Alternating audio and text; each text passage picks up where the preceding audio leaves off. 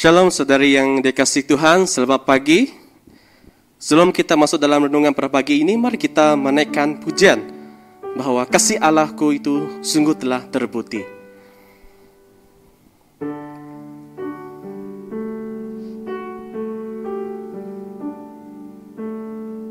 Kasih Allahku sungguh telah terbukti ketika Dia serahkan anaknya. Kasih Allah mau berkorban bagi kau dan aku. Tak ada kasih seperti kasih-Mu. Sekali lagi, kasih Allahku. Kasih Allahku sungguh telah terbukti ketika Dia serahkan anaknya. Kasih Allah mau berkorban bagi kau dan aku. Tak ada kasih seperti kasih-Mu. Bersyukur, bersyukur, bersyukurlah, bersyukur karena kasih setiamu. Ku sembah, ku sembah, ku sembah dan ku sembah. Selama hidupku ku sembah Kau Tuhan. Bersyukur, bersyukur, bersyukur, bersyukurlah, bersyukur karena kasih setiamu. Ku sembah, ku sembah, ku sembah dan ku sembah. Selama hidupku ku sembah Kau Tuhan. Selama hidupku, selama hidupku ku sembah Kau Tuhan. Allah Bapa di surga, terima kasih Tuhan, karena Engkau Allahku sudah terbukti bahwa Engkau menyerahkan anak-Mu untuk menebus dosa kami Bapa. Tuhan, pada saat ini kami mengucapkan syukur atas segala kebaikan-Mu Bapa, kasih anugerah-Mu terhadap setiap pribadi kami Bapa. Terima kasih Tuhan, ini doa kami di dalam nama Tuhan Yesus yang berkuasa, kami telah berdoa. Amin. Seterusnya mempersilakan Reverend Sensi untuk menyampaikan firman Tuhan pada pagi ini. Dipersilakan. Shalom dan selamat pagi kepada semua jemaat yang saya kasihi. Pagi ini kita mau merenungkan tema ini, jangan menjadi seperti dunia. Jangan menjadi seperti dunia. Suatu hari, saya keluar bersama dengan jiran baru saya. Jiran saya ini adalah seorang yang sangat ceria dan seorang yang sangat mesra, dan dia tidak berhenti-hentikan menceritakan kisah-kisah menarik kepada saya sambil dia memuji Tuhan. Katanya, hanya kerana kebaikan Tuhanlah dia dapat hidup sehingga ke hari ini dan dapat menikmati segala kebaikan dan kemurahan Tuhan di dalam hidup dia. Di akhir perbualan kami, tiba-tiba dia minta saya untuk memberikan nombor plat kereta dia. Saya sedikit kaget dan juga saya bertanya, kenapa kamu memerlukan nombor plat kereta saya? Jawapannya membuat saya terkejut. Katanya, dia mahu membeli nombor ekor. Saya berkata, ini adalah judi, sesuatu yang dilarang dan juga sangat tidak berkenan di hati Tuhan. Saudara-saudari, ramai orang mengaku dan menganggap diri mereka adalah anak-anak Tuhan yang dikasihinya. Memang benar Tuhan begitu mengasihi kita. Kasih-Nya kekal dan tidak pernah berubah. Tuhan tidak pernah berkompromi dalam mengasihi kita. Di pihaknya Tuhan itu adalah satu kepastian. Namun pernahkah kita terfikir bagaimana pula di pihak kita? Apakah kita benar-benar adalah anak Tuhan? Kita harus bertanya kepada diri sendiri. Adakah saya benar-benar adalah anak Tuhan? Jikalau kita adalah anak Tuhan, apakah gaya hidup kita mencerminkan kemuliaan dan kekudusan Tuhan? Apakah kepribadian kita makin hari makin menyerupai kepribadian Yesus Kristus? Atau apakah kelakuan kita serari dengan ciri-ciri seorang anak Tuhan yang dinyatakan di dalam firman Tuhan? Apakah keinginan-keinginan kita kudus dan murni di hadapan Tuhan?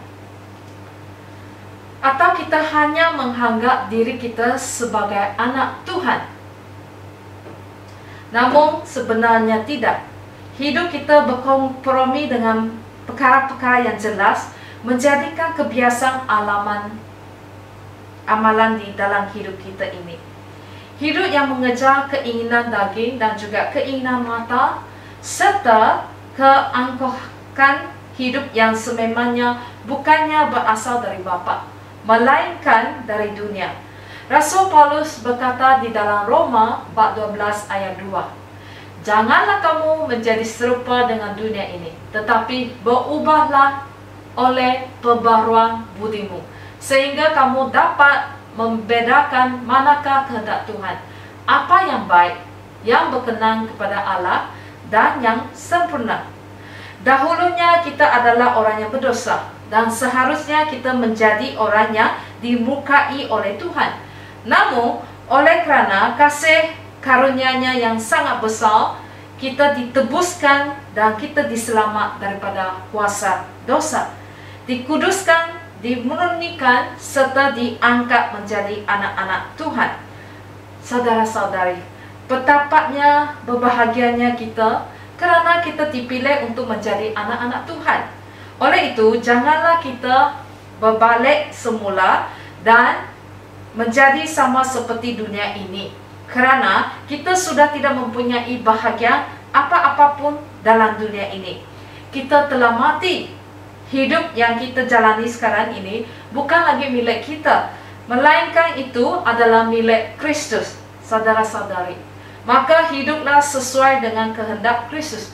Jangan kita menduakan hati kita dengan perkara-perkara yang sementara dan yang pastinya akan menghancur atau lenyap di dalam hidup kita. Tuhan Yesus dengan tegas menyatakan di dalam Matius bab 7 ayat 21 hingga ke ayat 23.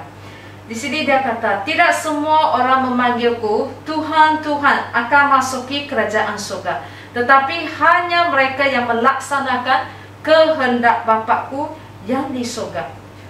Saudara-saudari, bukan semua orang boleh memanggil Tuhan Yesus Tuhan, Tuhan dalam hidup mereka, bahkan melayani.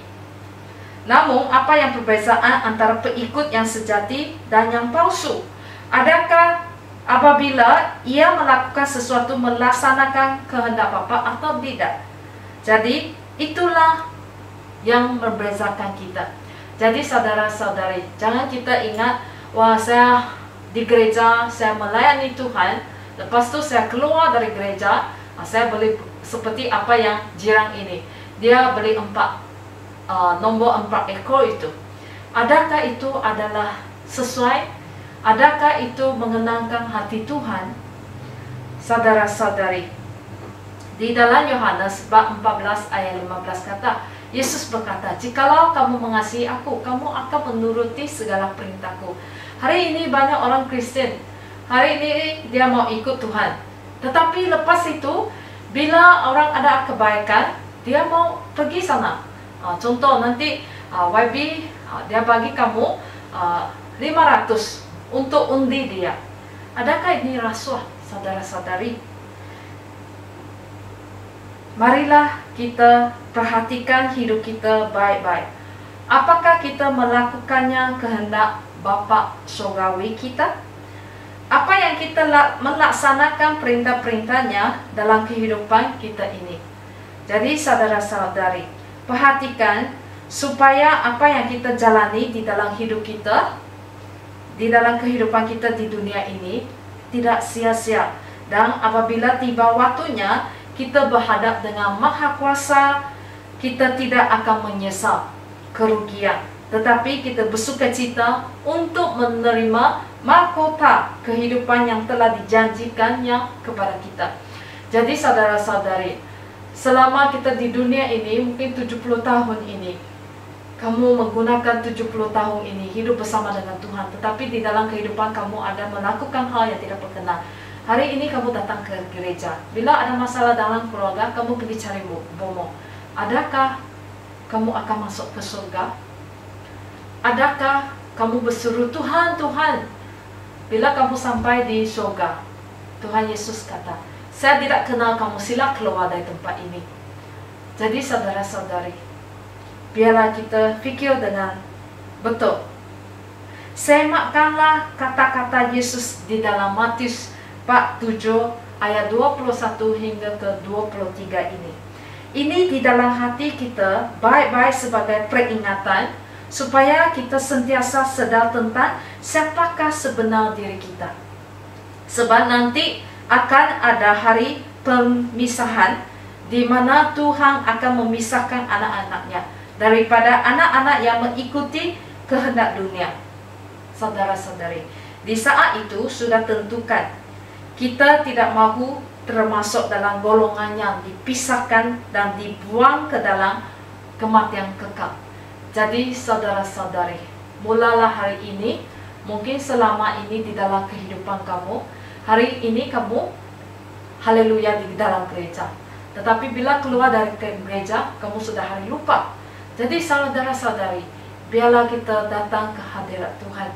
Kita mohon Tuhan mengampunilah segala dosa kita, dan biarlah kita hidup semula di hadapan Tuhan. Seperti di dalam Matius bab 7 ayat 21 sampai 23.